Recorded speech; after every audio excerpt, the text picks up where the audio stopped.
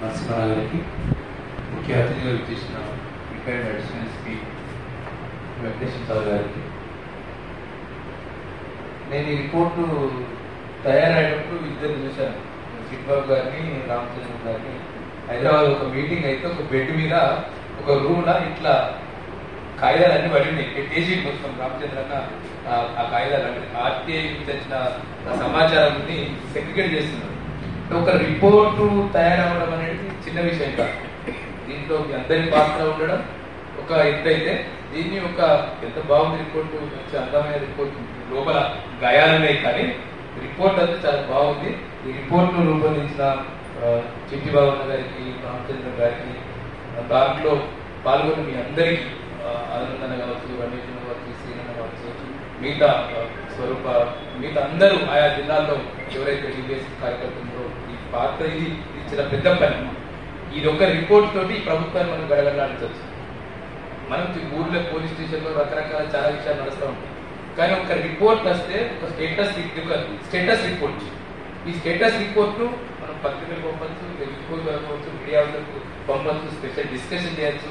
కాబట్టి డిబిఎం తరఫున ఈ రిపోర్ట్ లో పాల్గొన్న తయారు చేసిన రామచంద్ర గారికి, చిట్టిబాబు గారికి ప్రత్యేకంగా అభినందనలు తెలియజేస్తున్నాను. సరే గట్టిగా తప్పట్టు ఉంటుంది. దీంట్లో రాసి చాలా ఈజీగా ఉంది రిపోర్ట్. పెద్ద పెద్ద రిపోర్ట్ చూస్తే మనము పెద్ద పెద్ద రిపోర్ట్ ఉంటాయి, బండల్ రిపోర్ట్ ఉంటాయి, అంటే సివిల్ కేసులు ఉంటాయి, రకరకాలు ఉంటాయి. కానీ చాలా స్వీట్ అండ్ షార్ట్ గా ఉంది రిపోర్ట్. ఇది చూస్తూ 10 నిమిషాలు చదివి స్కోర్ వేసాం ఈ రిపోర్ట్ తోటి. వాడు ఎన్ని మీటింగ్ పెట్టాలి, 17 మీటింగ్ పెట్టాలి ద్వారా ఒక్క మీటింగ్ 2 మీటింగ్ పెట్టాడు.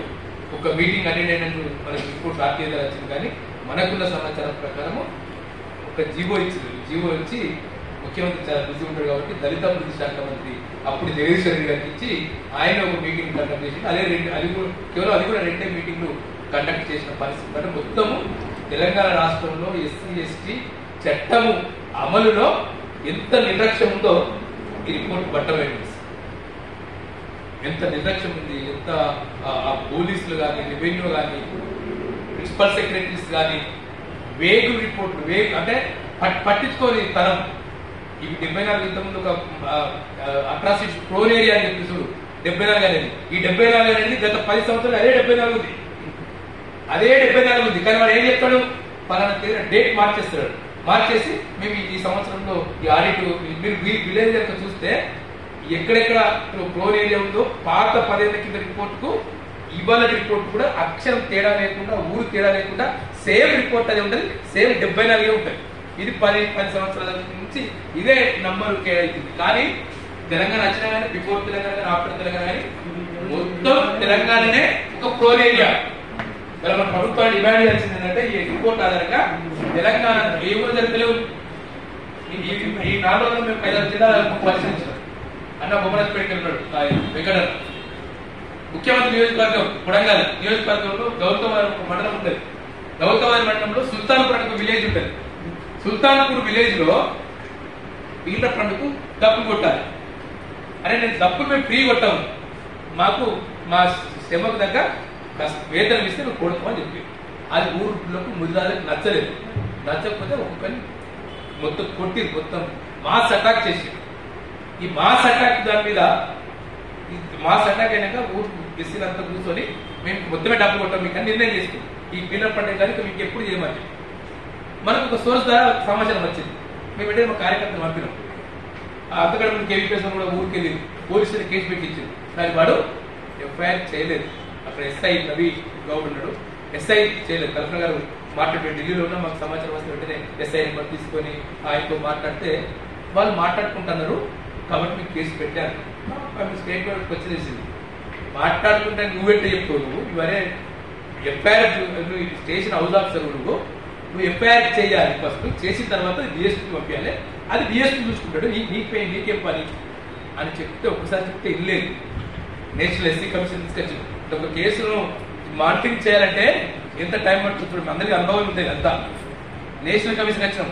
నేషనల్ కమిషన్ ఆయన ఫోన్ చేస్తే డిఎస్పీ బిజీ ఉన్నాడు. నిన్న మేమందరం భాస్కర్ గారు, కల్పన గారు టీం మళ్ళీ ఆ బాధితులు వస్తే స్టేట్ ఎస్సీ కమిషన్ పోయింది.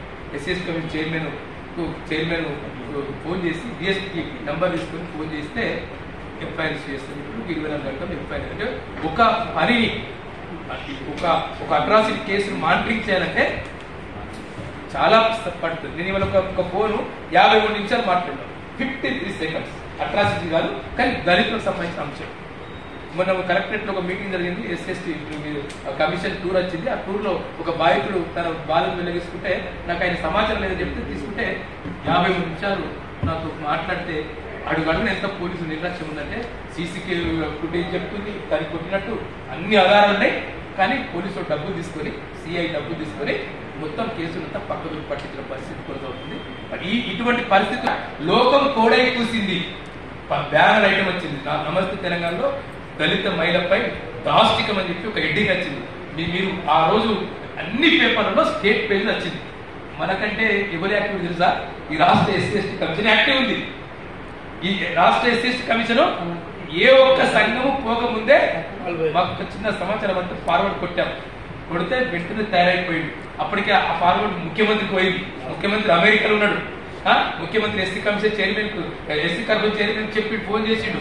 మొత్తం ఈ SC corporation SC commission chairman village పోయి ఆమె ఎప్పుడప్పుడు బాధితురాలు కన్నులు తిన్నది, మొత్తం చెడ్డి మిగతా చాలా అన్యాయం ఉన్నది. కొట్టి ఇంత పడేస్తే ఈ ఎస్సీ కమిషన్ పోయి తన డ్యూటీ చేసి, పోలీసు చేయాలి డ్యూటీ, ఎస్సీ కమిషన్ పోయి ఆమె ఇంటికాడ తీసుకొచ్చి దావాపని వేసి 4 రోజులు ట్రీట్మెంట్ ఇస్తే ఇప్పుడు అందరూ మనటూరు అందరూ పోతున్నారని చెప్పి బాధితులను అమ్మగారికి తరలించేసి మేము నిన్న బాధితులను పట్టుకొని మాకు 3 గంటల టైం పట్టింది.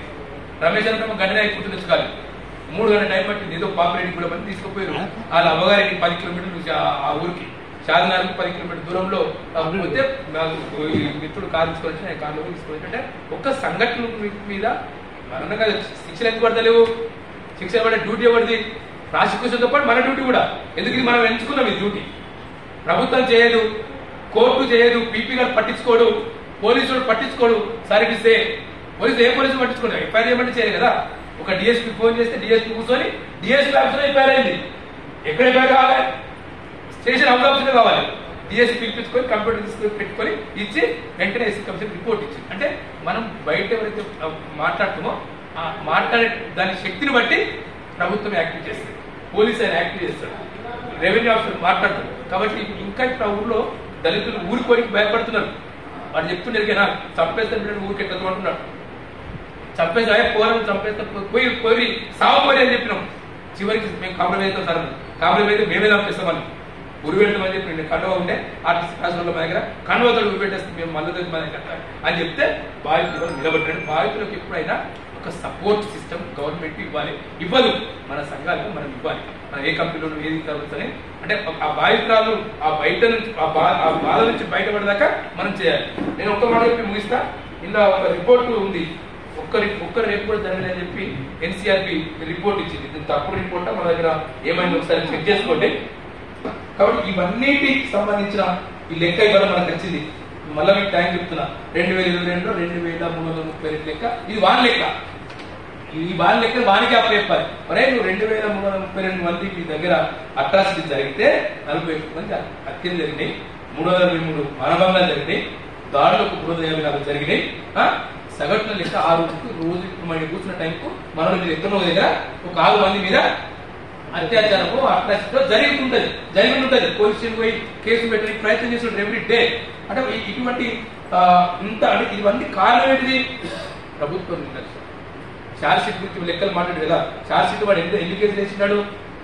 803 కేసులు వేస్తే వాళ్ళు 2000 కేసులు అయితే 60 రోజులు ఛార్జ్ షీట్ వేయాలి కదా. 30 రోజుల్లో డిఎస్పీ ఎంక్వైరీ మొత్తం కండక్ట్ పూర్తి చేసి అక్యూజ్ అరెస్ట్ చేసి జైలు పంపాలి.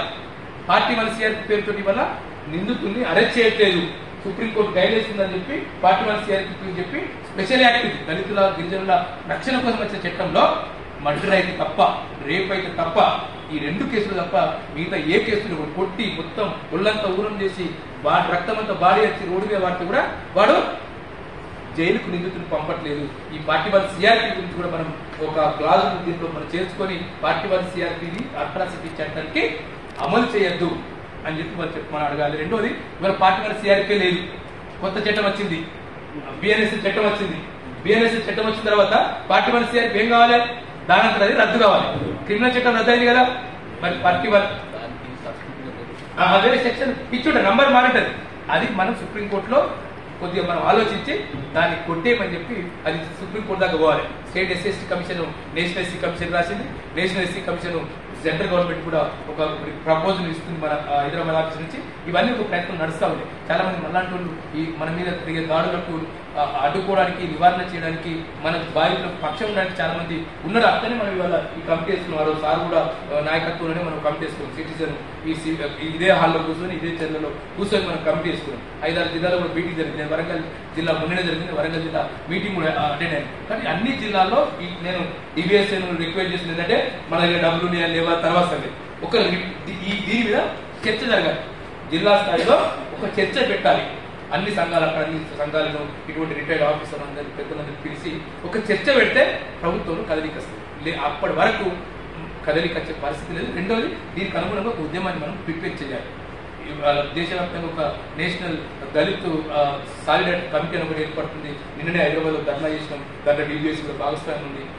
సెప్టెంబర్ లో మొత్తం ఒక చలో ఢిల్లీ కార్యక్రమాలు, హైదరాబాద్ ఆయా రాష్ట్రాల్లో కూడా ఒక ఆందోళన కార్యక్రమం చేస్తున్నాం. కాబట్టి ఇంత ఒక పద్ధతి ప్రకారం ఒక ప్రజాప్రతిమాన్ని నిర్మించడం ద్వారానే మన మీద అత్యాచారాలు ఆగుతాయి అనేది మనము గుర్తించాల్సిన అవసరం ఉంది. అట్లా మరొకసారి డిబిఎస్ టీంకు రామచంద్రనకు, చిట్టిబాబు గారికి, నరసింహకి అందరికీ పేరు పేరున ఈ స్టడీలో పాల్గొన్న అందరికీ పేరు పేరున దళిత భోజన తరఫున ధన్యవాదాలు చేయమని చెప్పి సెలవు. Thank you.